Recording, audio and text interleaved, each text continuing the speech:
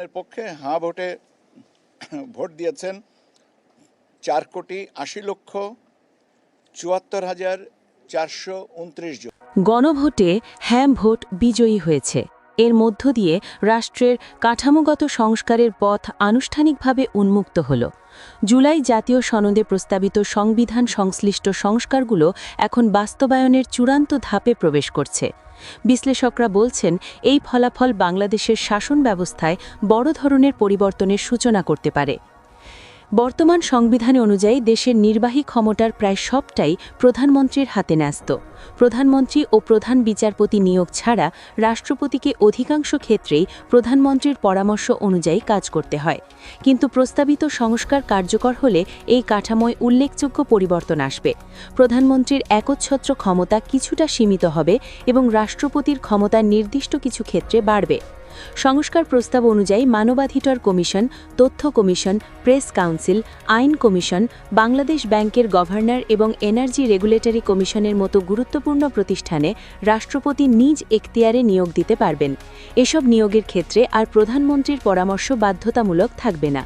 পাশাপাশি সাংবিধানিক গুরুত্বপূর্ণ পদে নিয়োগের জন্য একটি সমন্বিত কমিটি গঠনের প্রস্তাব রয়েছে, যেখানে থাকবে ক্ষমতাসীন দল, বিরোধী দল এবং ক্ষেত্রবিশেষে বিচার বিভাগের প্রতিনিধিত্ব।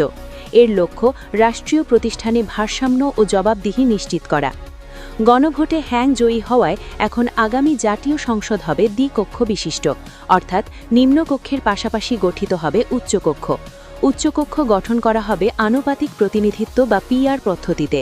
নতুন ব্যবস্থায় সংবিধান সংশোধনের জন্য নিম্নকক্ষে 2/3 এবং উচ্চকক্ষে সংখ্যাগরিষ্ঠ সদস্যের সমর্থন প্রয়োজন হবে। ফলে একক কোনো দলের পক্ষে একতরফাভাবে সংবিধান পরিবর্তন করা কঠিন হয়ে পড়বে। এছাড়া সংসদ সদস্যদের ভোট প্রদানের স্বাধীনতার ক্ষেত্রেও পরিবর্তন আসবে।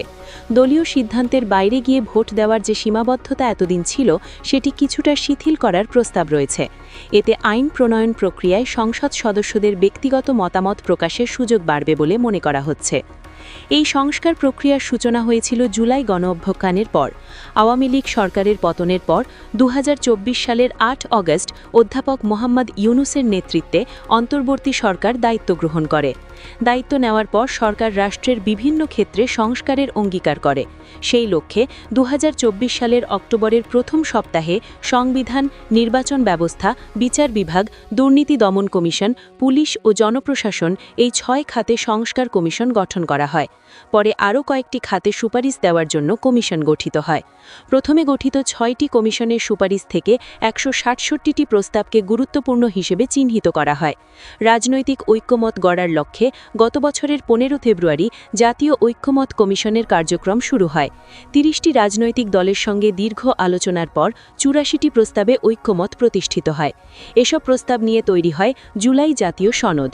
এর মধ্যে 48টি প্রস্তাব সরাসরি সংবিধান সংশ্লিষ্ট। অন্য প্রস্তাবগুলো আইন, অধ্যাদেশ বা সরকারি আদেশের মাধ্যমে বাস্তবায়নযোগ্য। সংবিধান সংশ্লিষ্ট 48টি প্রস্তাবের মধ্যে 19টিকে মৌলিক সংস্কার হিসেবে চিহ্নিত করা হয়। এগুলো বাস্তবায়নের জন্য 3 স্তরের প্রক্রিয়া নির্ধারণ করা হয়। প্রথম স্তরে আইনি ভিত্তি দিতে রাষ্ট্রপতি জুলাই জাতীয় সনদ সংবিধান সংস্কার আদেশ 2025 জারি করেন। দ্বিতীয় স্তরে অনুষ্ঠিত হয় গণভোট, যেখানে জনগণ সরাসরি মতামত দেন। এখন হ্যাঁ জয়ী হওয়ায় শুরু হচ্ছে তৃতীয় স্তর। তৃতীয় স্তরে আগামী জাতীয় সংসদ নির্বাচনে নির্বাচিত প্রতিনিধিদের সমন্বয়ে গঠিত হবে সংবিধান সংস্কার পরিষদ। সংসদ সদস্যরাই একই সঙ্গে এই পরিষদের সদস্য হিসেবে দায়িত্ব পালন করবেন। পরিষদ প্রথম অধিবেশন শুরুর তারিখ থেকে 180 কার্যদিবসের মধ্যে জুলাই জাতীয় সনদ এবং গণভোটের ফলাফলের আলোকে সংস্কার সম্পন্ন করবে। তবে নির্ধারিত সময়ের মধ্যে সংস্কার সম্পন্ন না হলে কী হবে সে বিষয়ে বাস্তবায়ন আদেশে স্পষ্ট ব্যাখ্যা নেই।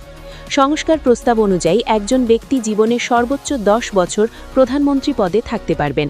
পাশাপাশি প্রস্তাব করা হয়েছে প্রধানমন্ত্রী একই সঙ্গে দলীয় প্রধানের পদে থাকতে পারবেন না, যদিও এ বিষয়ে কিছু রাজনৈতিক দলের ভিন্ন মত রয়েছে। সব মিলিয়ে গণভোটে হ্যাঁ বিজয়ের মাধ্যমে বাংলাদেশের শাসন ব্যবস্থায় একটি নতুন অধ্যায়ের সূচনা হলো। ক্ষমতার ভারসাম্য, জবাবদিহি বৃদ্ধি এবং প্রাতিষ্ঠানিক স্বচ্ছতা নিশ্চিত করার লক্ষ্যে যে সংস্কার প্রক্রিয়া শুরু হয়েছিল তা এখন বাস্তবায়নের পথে। দেশের রাজনৈতিক ভবিষ্যৎ এখন নির্ভর করছে এই সংস্কারগুলো কত দ্রুত এবং কত কার্যকরভাবে বাস্তবায়িত হয় তার ওপর।